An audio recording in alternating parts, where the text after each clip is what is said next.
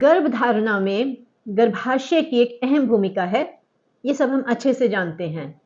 परंतु यदि इसमें कुछ विकृतियां आ जाती हैं तो गर्भधारण करना असमर्थ हो जाता है।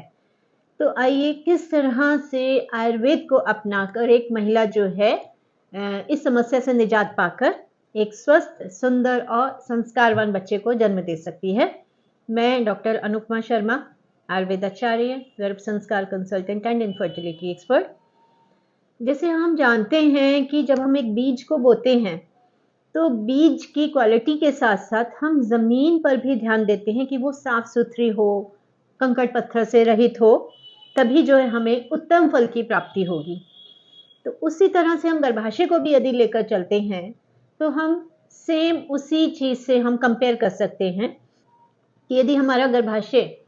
जितना शक्तिवान, सामर्थ्यवान होगा, जितना स्मूथ उसकी लाइनिंग रहेगी,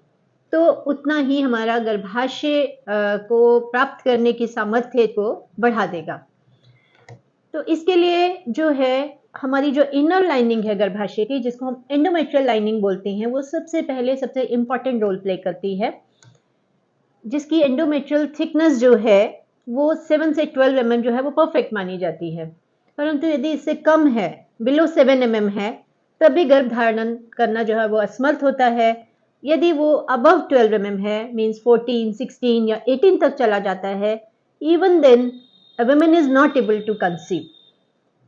तो ये तो हो गई हमारी गर्भाशय की लाइनिंग की बात, क्योंकि यदि वो कम या ज़्यादा रहता है तो गर्भाशय को जो हमारा एम्ब्रियो है या जाइगोट है उसको पोषण नहीं मिल पाता और वो आगे सरवाइव नहीं कर सकता, और हमारे जो नेक्स्ट पीरियड आते हैं उसी के साथ वो जाइगोट बना हुआ भी फ्लश आउट हो जाता है।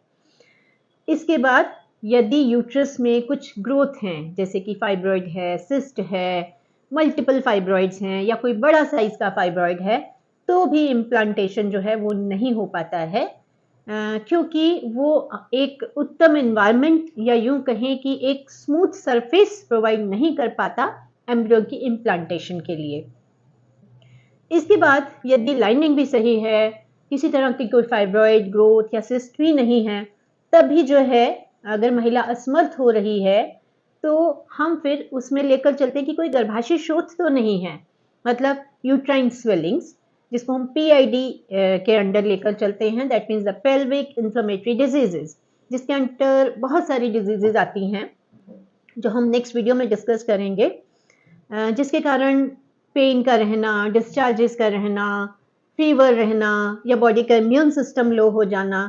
तो जिसके कारण भी गर्भाशय जो है गर्भ धारण करने में असमर्थ होता है। तो ये कुछ मुख्य गर्भाशय की विकृतियां हैं जिसके कारण एक महिला जो है गर्भधारण में असमर्थ रहती है।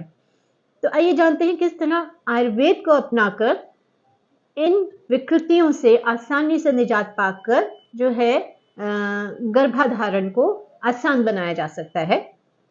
तो आयुर्वेद में कुछ क्लासिकल आयुर्वेदिक मेडिसिन हैं जिनके द्वारा इन डिजीजेस को बहुत आसानी से हम ठीक कर सकते हैं,